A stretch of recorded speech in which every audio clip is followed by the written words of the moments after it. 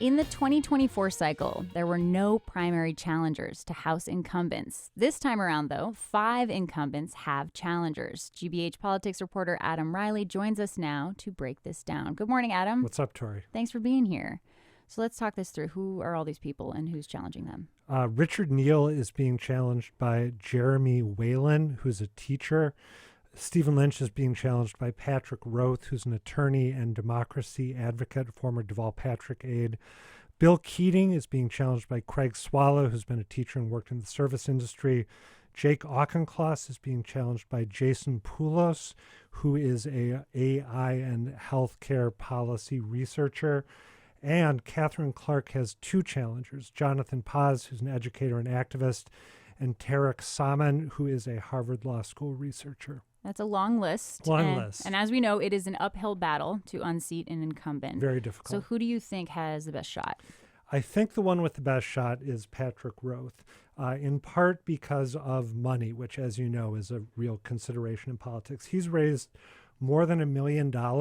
He's making basically the same case against Lynch that Seth Moulton is trying to make against Ed Markey, that we're in a time of political crisis and that we need people who are really aggressive, who are going to go after the Trump administration with everything they've got, who haven't been in office too long.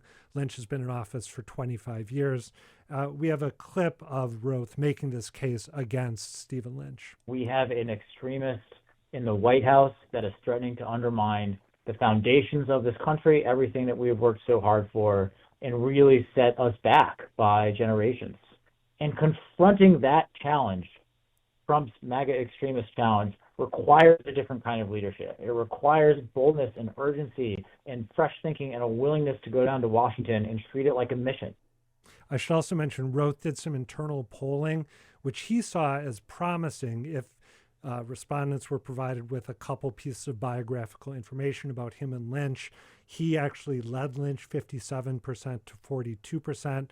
The catch is that the biographical information was a little more Roath-friendly than Lynch-friendly, and 77% of people didn't even know who Patrick Roath was at the time. How is Lynch responding? Lynch's response is interesting to me. He's basically casting Roath as a child of privilege. Roath came out here to go to Tufts and never left. Lynch is arguing that he has a life story and a life background that resonates with a lot of his constituents, particularly people of lesser means. I grew up in public housing. My family was poor, and having a roof over my head was not a given. We were in a tough situation. My 5 sisters, my mom and dad. If we didn't have, affordable housing, public housing, we would have been homeless. So he's basically saying his experience is more similar to many of his constituents than Roath's Right, is. exactly. So who else do you think might have a chance at in seating an incumbent? My second pick would be Jeromie Whalen, the high school teacher who's taking on Richard Neal. He's raised, not to focus too much on money, but again, it really matters in terms of ability to win elections. He's raised almost $300,000, which, as he likes to point out, is about as much as Alexandria Ocasio-Cortez raised when she defeated then-Rep. Joe Crowley back in 2018. Whalen casts Neal as a case study in the corrosive effects of money in politics. He says Neal's a top recipient of corporate donations, that he's basically become accountable to his donors and unaccountable to his constituents as time has gone on. He also points out that Neal has been in the House nearly as long as Whalen has been alive. Whalen is 39, and I think Neal's been in the House 37 years approximately. It all comes down to, in a post-Citizens United world, who is being looked after. Right now we see corporations and millionaires and billionaires running away with the bags, and we're stuck here trying to figure out how we're going to afford groceries and rent. So some of the big themes we're seeing repeated, you're too old, the idea that incumbents have been around too long, they're too old, and that their fundraising gives too much control to corporations. Yes, exactly. And then another theme that's come up a lot, I guess, is there's a lot of frustration with incumbent stances on Israel and Gaza. There is. One of the people who I interviewed, Jason Poulos, who's running against Jake Auchincloss, He said, on the one hand, one of the messages that he wants to get out in his campaign is that we're totally not ready for AI and the way it's going to upend the workforce. So that's one of his prime messages. His other is that we are basically enabling a genocide by Israel in Gaza.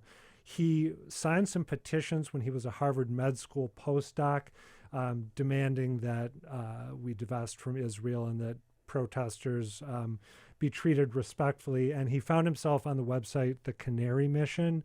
Did I get that right? The Canary Mission or the Canary Project? Okay, I always forget which Canary it is. Mission. It's an Israeli, basically doxing website. Yeah, identifying people who are alleged enemies of the U.S. and Israel and Jews. And he said that that turned him into an activist and that his campaign is in part activism against that.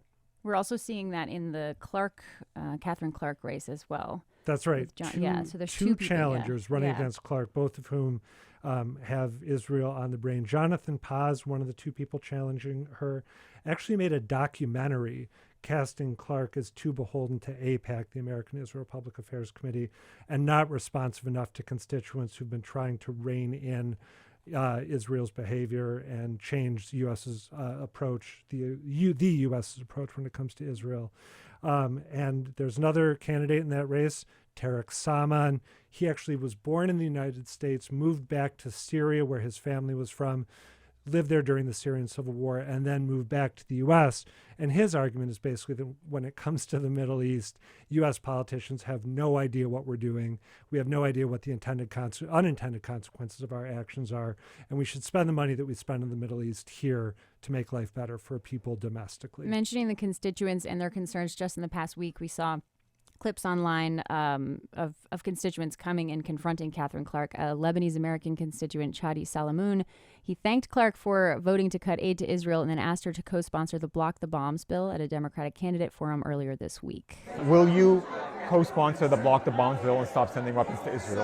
I think that my statement and where I've been is very clear. Does that mean you're not willing to co-sponsor the Block the Bombs bill? I do not plan to sponsor that this time. So, Congressman, last year you walked back your statement on genocide. Do you still not think that Israel is committing a genocide? We're happy to discuss this more off camera. So basically, he said they shut down the request at that point. Yep. And, but yeah, she was also questioned about her AIPAC donations and wouldn't answer those questions either. So I think there's this rising sentiment about that. There is. And when I talked with Craig Swallow, who is running against Bill Keating, he said, he's only raised something like $30,000, but he said he feels like this is a Tea Party for the left moment. That's why he thinks he can win, and that's why he thinks a bunch of these other challengers, not all of whom are well-funded, actually have a shot at victory. GBH politics reporter Adam Reilly, thanks so much for your work, and thanks for being here. Thanks, Tori.